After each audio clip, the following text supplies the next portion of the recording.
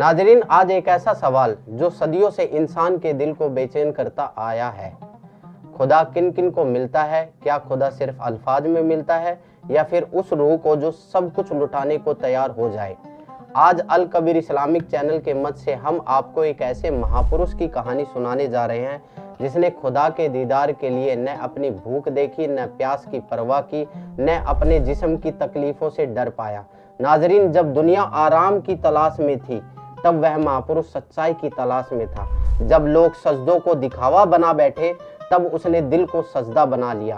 वो रातों को रो रो कर कहता था, ए रब, अगर तू मिल जाए तो ये जिस्म, ये सांसें, ये दुनिया सब कुर्बान है। नाज़रीन, इतिहास गवाह है, खुदा उन्हें ही मिलता है जो अपने नफ्स को कुचल देता है, जो झूठी इबादत नहीं बल्कि सच्ची तलब रखते हैं। आज अल कबीर की इस पेशकश में हम जानेंगे क्या सिर्फ रस्में खुदा तक पहुंचती हैं या फिर इंसान को खुदा बनना पड़ता है ताकि खुदा मिल सके। तो बने रहिए अल कबीर इस्लामिक चैनल के साथ, क्योंकि आज की कहानी सिर्फ सुनने के लिए नहीं बल्कि रूह को झकझोर देने के लिए है। अल्लाह हमें हक को पहचान की तौफीक अता फरमाए, आमीन। नाजरीन, आइए देखते हैं एक ऐसे पाक हस्ती की दास्तान अल कबीर इस्लामिक चैनल के माध्यम से। अजीज नाजरीन, जो वाकया अब आप देखने जा रहे हैं वो तारीखी रिवायतों और अहले दिल बुजुर्गों की रूहानी समझ पर मबनी है। ये कहानी उस अजीम सूफी दरवेश हजरत शेख फरीदुद्दीन गंजे शकर की है जिन्होंने रब की तलाश में अपनी जिंदगी फना कर दी। अगर अल्लाह को देखा नहीं जा सकता तो फिर सदियों से लोग अल्लाह के दीदार के लिए अपनी आंखें, अपना जिस्म, अपनी जिंदगी क्यों कुर्बान करते आए हैं? आज बहस नहीं है, आज तलाश की बात है। बस एक सवाल, जिस सवाल ने बाबा शेख फरीद जैसे दरवेश को कुएं में लटकने पर मजबूर कर दिया। ये कहानी है उस शख्स की जिसे दुनिया गंजे शकर कहती है और उस मुलाकात की जिसने उसकी पूरी इबादत की समझ पलट दी। आज हम एक ऐसी पाकीज़ा हस्ती का जिक्र खैर करेंगे जिन्हें जमाना बाबा शेख फरीद के मुकद्दस नाम से जानता है। फरीदुद्दीन गंज शकर मध्यकालीन दौर के वो मुमताज और मुअज़्ज़ज़ सूफी और आलिम गुजरे हैं जिन्होंने अपनी शीरीन ज़बानी से जख्मी दिलों पर मरहम रखा। जब उस दौर में मजहबी शिद्दत पसंदी अपने उरूज पर थी तब बाबा फरीद के शफकत भरे लहजे ने इस्लाम के हकीकत अक्स को लोगों के सामने पेश किया। उनकी तबीयत की मिठास और कलाम की तासीर की वजह से ही उन्हें गंजे शकर के लक़ब से नवाजा गया। अक्सर हमारे समाज में ये तसव्वुर आम है कि अल्लाह बेचून है, यानी उसका कोई जिस्म या शक्ल नहीं, मगर ये एक ऐसा तजाद है जो महज इल्म की कमी की वजह से पैदा हुआ।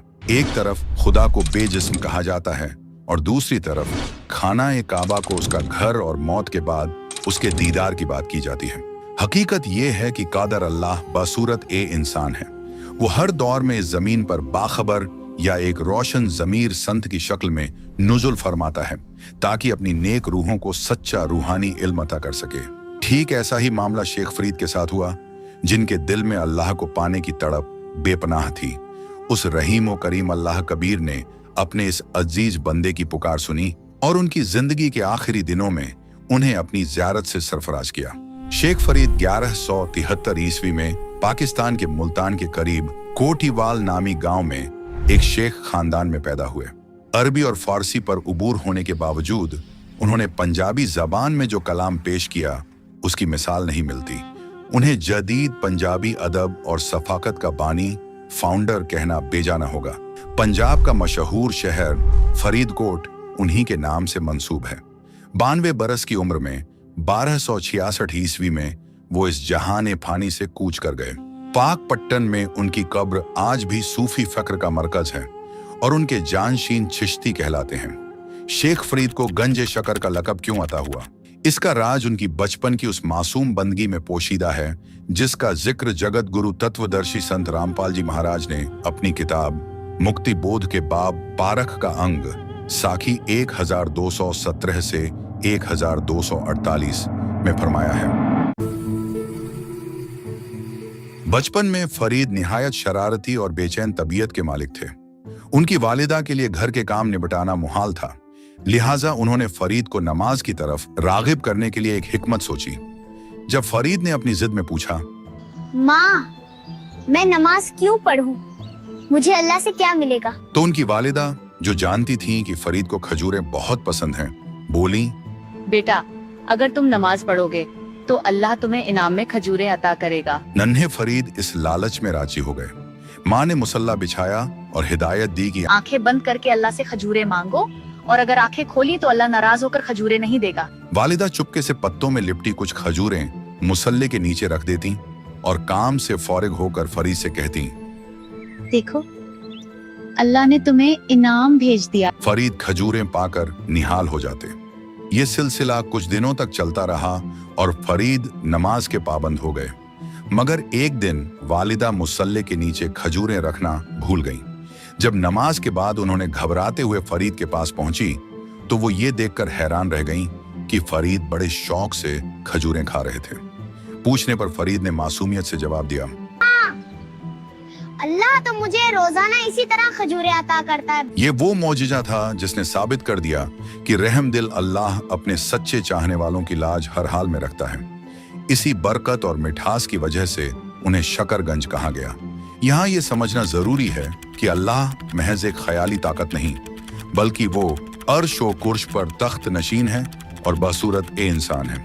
जैसा कि पाक सुखन में फरमाया गया, अर्श कुर्श में अल्लाह तख्त है, खालक बिन नहीं खाली, वह पैगंबर पाक पुरुष थे, साहिब के अब्दाली। अल्लाह की जुस्तजू में फरीद ने अपना घर बार छोड़ दिया और एक मज्जूब दरवेश के आश्रम में रहने लगे। रूहानियत का ये अटल उसूल है कि बंदे और मुर्शिद के दरमियान अकीदत का रिश्ता इतना मजबूत होना चाहिए कि कोई दरार न रहे, तभी वसले इलाही अल्लाह से मिलाप मुमकिन है। अल्लाह कबीर ने अपनी बाणी में साफ फरमाया है, कबीर कबीरा हरि के रूठते गुरु के सर न जाए, कहे कबीर गुरु रूठते हरि नहीं होत सहाय। उसी नजरिए के साथ शेख फरीद अपने मुर्शिद की खिदमत तमाम दिलो जान से अंजाम दिया करते थे। उनका सारा तवज्जो सिर्फ इसी बात पर मरकूज रहता था कि मुर्शिद जरा भी नाखुश ना हो, क्योंकि अगर मुर्शिद नाखुश हुए तो अल्लाह ताला भी नाखुश होगा और मेरी जिंदगी सरासर जाया हो जाएगी।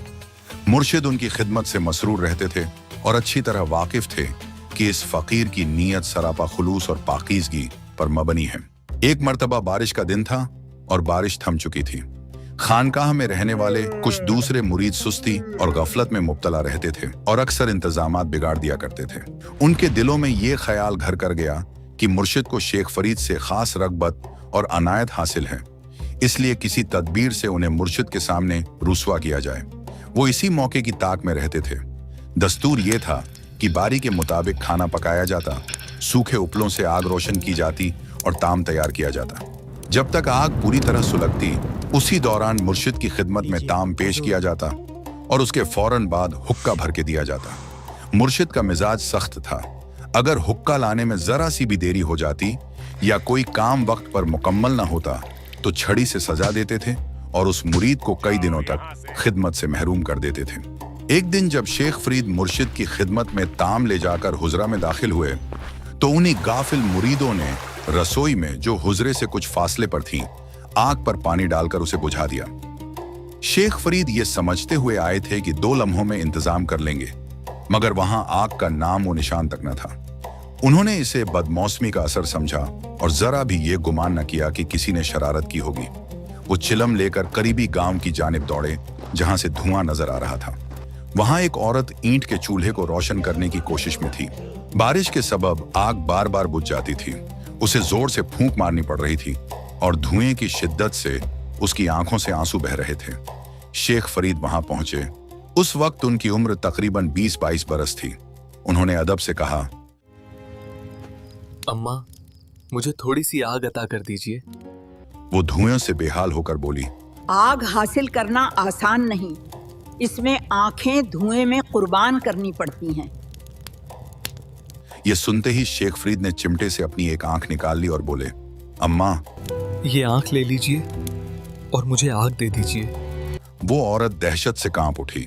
उसने सोचा था ये महज तंज है, मगर उन्होंने हकीकतन अपनी आंख निकाल दी थी।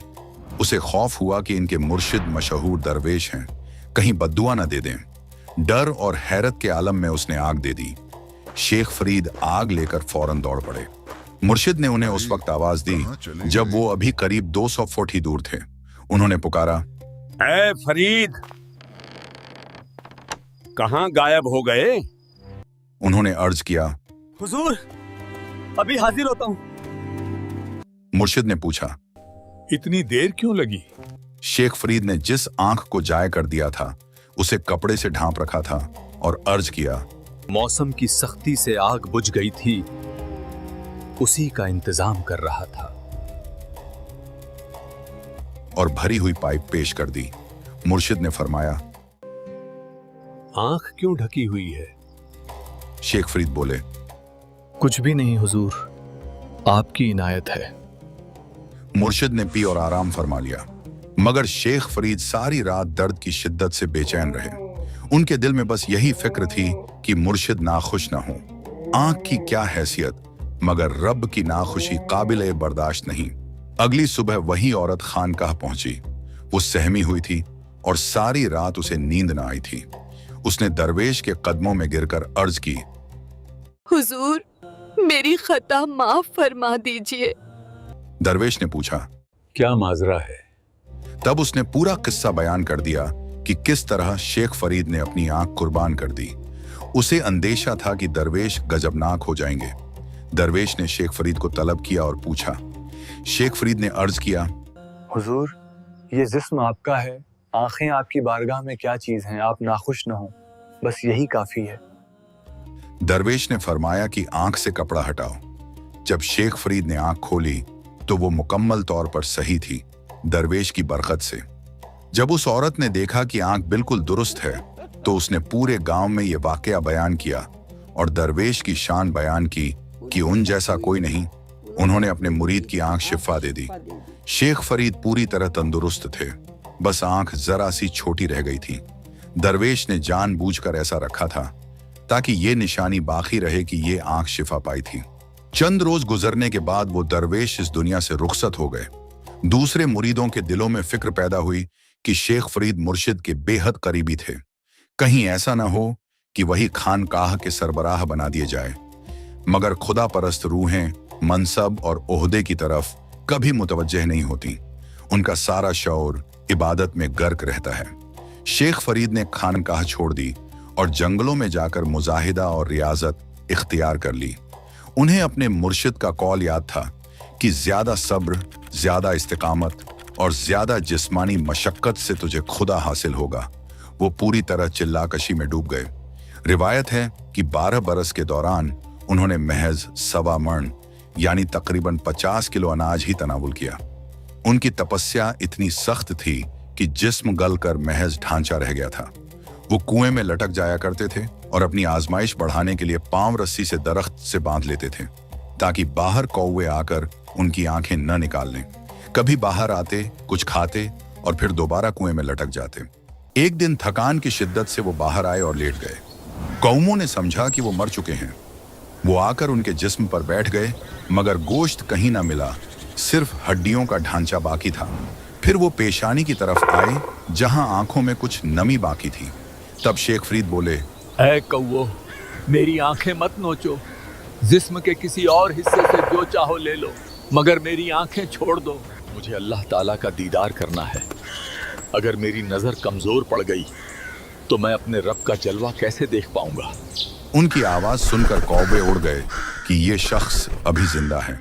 शेख फरीद ने सोचा, अगर बाहर रहा तो ये मुझे पूरी तरह खत्म कर देंगे, आंखें भी नहीं छोड़ेंगे और अल्लाह का दीदार किए बगैर मेरी जिंदगी जाया हो जाएगी। न मैंने खुदा पाया, न जिस्म बाकी रहा। इसी ख्याल के साथ वो आहिस्ता आहिस्ता फिर कुएं में लटक गए। पांव बंधे थे और दिल में ये अज़्म था कि या तो यहीं जान जाएगी या फिर अल्लाह से मुलाकात होगी। इसी वक्त अल्लाह ओ अकबर कबीर कुएं के ऊपर तशरीफ लाए और रस्सी से शेख फरीद को बाहर निकाल लिया। शेख फरीद ने कहा, तुम कौन हो भाई? मेरे साथ शरारत मत करो। इससे पहले जब वो कुएं में लटकते थे तो बच्चे आकर रस्सी झुला देते थे और वो कुएं की दीवारों से टकराते थे। बच्चे धक्का देकर भाग जाते थे। उसी गुमान में शेख फरीद ने अल्लाह से सवाल किया। जब उन्हें एहसास हुआ कि किसी ने उन्हें कुएं से बाहर निकाला है तो उन्होंने उसे कोई शरारती आदमी समझा। शेख फरीद बोले, मुझे परेशान मत करो, तुम अपना काम करो और मुझे मेरा करने दो। तब अल्लाह कबीर ने पूछा, ए दरवेश, तुम क्या कर रहे हो? शेख ने कहा, मैं अल्लाह ताला से मुलाकात की मशक कर रहा हूँ, खुदा को हासिल करने और उसका दीदार करने के लिए। तब अल्लाह कबीर ने फरमाया, जिसे तुम पूछते हो उसकी इबादत का ये तरीका दुरुस्त नहीं। मैं वही अल्लाह अकबर हूँ। शेख फरीद ने सोचा कि शायद ये कोई गडेरिया है और अपने आप को अल्लाह कह रहा है। फिर भी औलिया अदब से बात करते हैं। ऐसे अल्फाज मत कहो वरना गुनाहगार हो जाओगे। अल्लाह दिखाई नहीं देता, वो बेचून है, बेजिस्म है। इंसान अल्लाह नहीं हो सकता। तब कबीर साहिब ने फरमाया, भाई, तुम्हारा नजरियाती कौल और अमली फेल एक दूसरे से मेल नहीं खाते। एक तरफ तुम कहते हो अल्लाह बेचून और बेजिस्म है, उसे देखा नहीं जा सकता, और दूसरी तरफ तुम कहते हो कि मैं अल्लाह को देखने के लिए इबादत कर रहा हूँ। जो बेजिस्म है उसका दीदार कैसे होगा? वक्त क्यों जाया कर रहे हो? तब शेख फरीद ने महसूस किया कि ये शख्स हक बोल रहा है। कहा गया है कि सही इल्म और आफताब की चमक दोनों इंसान को हैरान कर देते हैं। जो बेजिस्म है उसका दीदार कैसे होगा? जो रब का तलबगार हो उसके लिए एक ही वाकया काफी होता है। शेख का जहन फौरन बदल गया। ये कोई आम शख्स नहीं। उन्हें समझ आ गया कि एक तरफ हम कहते हैं अल्लाह बेजिस्म है और दूसरी तरफ कहते हैं कि हम उसे देखेंगे। जो सूरत से पाक है उसे देखा कैसे जाएगा? इसी लम्हे ये राज उन पर खुल गया। वो कुएं में लटके हुए ही कबीर साहिब के कदमों में गिर पड़े और बोले, ए दरवेश, मुझे सही राह दिखा दीजिए। मैंने अल्लाह के लिए घर छोड़ा, अपने जिस्म को बर्बाद कर लिया, मगर वो मुझसे अभी भी दूर है। ये बयान सूक्ष्म वेद में कबीर देव के अमृत वचनों में दर्ज है। लगी का मार्ग रहे लग चोट काल जा, कुएं में शेख फरीद ने किसी मीठी बोली भाषा। कुएं में शेख फरीद ने किसी मीठी बोली भाषा। तुम चुन चुन का गा खाली और मेरे हाडों पर का मासा। तुम चुन चुन का गा खाली और मेरे हाडों पर का मासा। मेरे दो नाना छेड़ियो मन राम मिलन की आशा। मेरे दो नाना छेड़ियो मोहे राम मिलन की आशा। जिन करी तपस्या गोर थी वो ओए आसरे अर्के। वो ओए आसरे अर्के। वो ओए आसरे अर्के। लागी का